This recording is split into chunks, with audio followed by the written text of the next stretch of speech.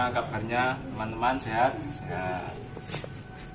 Nah, perkenalkan kami dari kelompok 8 yang beranggotakan 4 orang yang terdiri dari saya sendiri, Habib Rifki Ubaidillah sebagai moderator, terus dari saudari Hakikotul Mafaza sebagai pemateri pertama, Darwati sebagai pemateri kedua, dan Alfiatun Nafisah sebagai pemateri ketiga.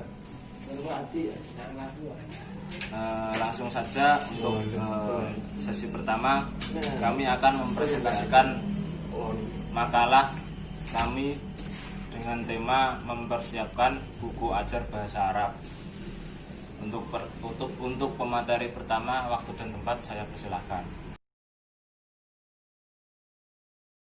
Baik, di sini saya akan menjelaskan pengertian buku ajar. Buku ajar dapat diartikan bahan atau materi pembelajaran yang disusun secara lengkap dan sistematis berdasarkan prinsip-prinsip pembelajaran yang digunakan guru ataupun siswa dalam proses pembelajaran. Buku ajar bersifat sistematis sehingga akan memudahkan siswa dalam proses belajar. Buku ajar juga bersifat unik dan spesifik. Maksud unik di sini adalah buku ajar hanya digunakan untuk sasaran tertentu dan dalam proses pembelajaran tertentu. Dan spesifik di sini adalah buku ajar dirancang sedemikian rupa hanya untuk mencapai kompetensi sasaran tertentu. Jadi, pengertian dari buku ajar adalah segala bentuk bahan ajar yang digunakan guru atau instruktur dalam melaksanakan kegiatan belajar mengajar di kelas.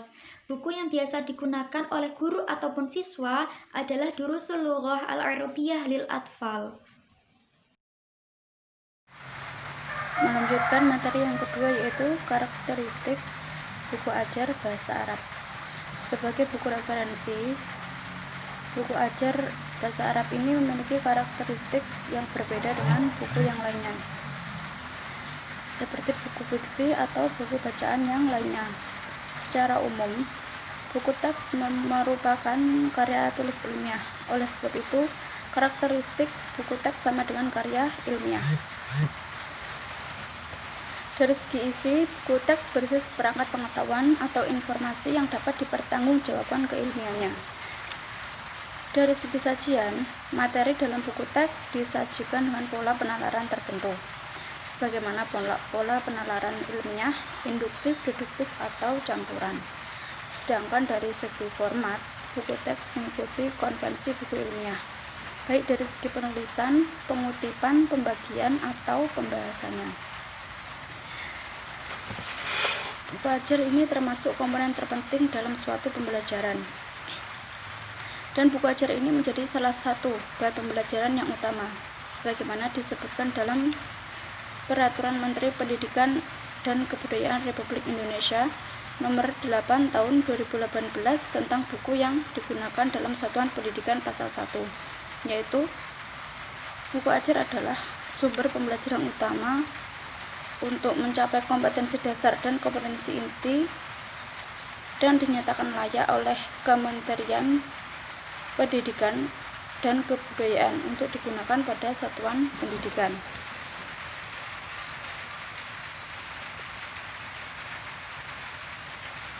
Menurut perspektif muslik, karakteristik buku ajar adalah sebagai berikut. Buku ajar harus disusun berdasarkan kurikulum pendidikan. 2. Buku ajar memfokuskan kepada tujuan tertentu. 3. Buku ajar menyajikan bidang pelajaran tertentu. 4. Buku ajar berorientasi kepada kegiatan belajar siswa. 5. Buku ajar dapat mengarahkan kegiatan belajar mengajar guru di kelas. 6. Pola sajian buku ajar disesuaikan dengan perkembangan intelektual siswa. Selanjutnya yaitu materi ketiga.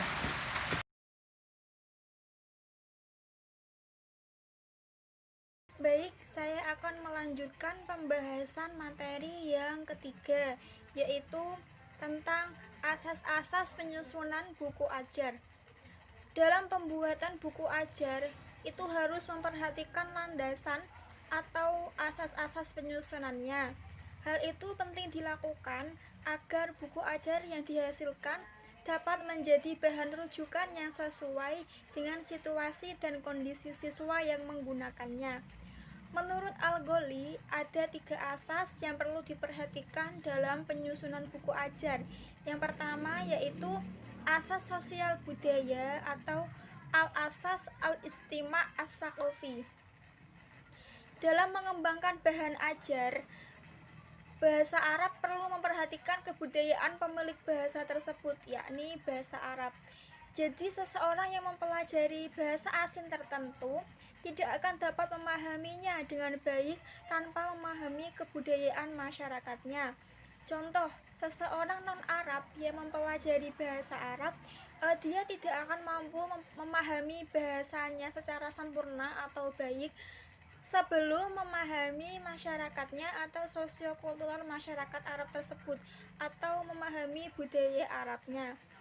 Di sini ada beberapa contoh materi yang berkaitan dengan kebudayaan bagi masyarakat non-Arab. Yang pertama yaitu al-bayanat asy-syakhsiyah atau identitas diri. Kemudian ada materi tentang as-sakan atau tempat tinggal, al-amal, pekerjaan, dan waktu faragh atau waktu luang, dan sebagainya. Kemudian asas yang kedua yaitu asas psikologis atau al-asas an-nafsi.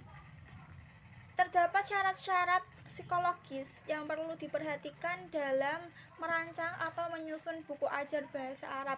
Di antaranya, yang pertama, 1. Bahan ajar hendaknya sesuai dengan kemampuan intelektual siswa. Jadi disesuaikan dengan kemampuan IQ siswanya. Kemudian yang kedua, memperhatikan perbedaan individual antar siswa. Kemudian yang ketiga, mampu merangsang daya pikir siswa sehingga dapat membantu proses pembelajaran dan pemerolehan bahasa Arab.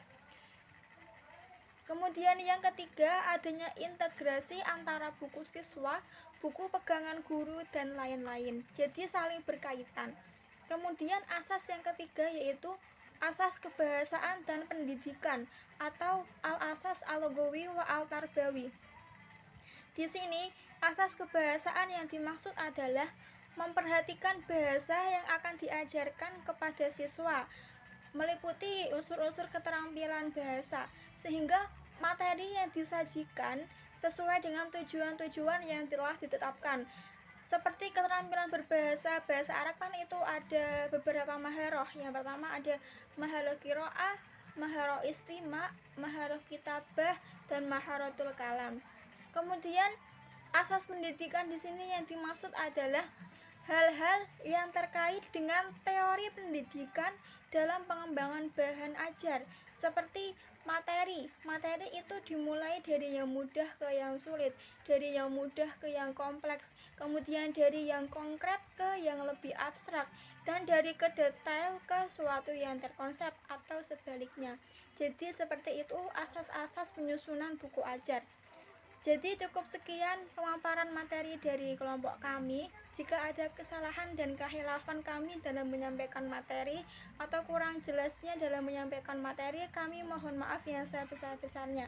Untuk selanjutnya jika ada pertanyaan, nanti kita akan lanjutkan di WA Group. Sekian, terima kasih. Wassalamualaikum warahmatullahi wabarakatuh.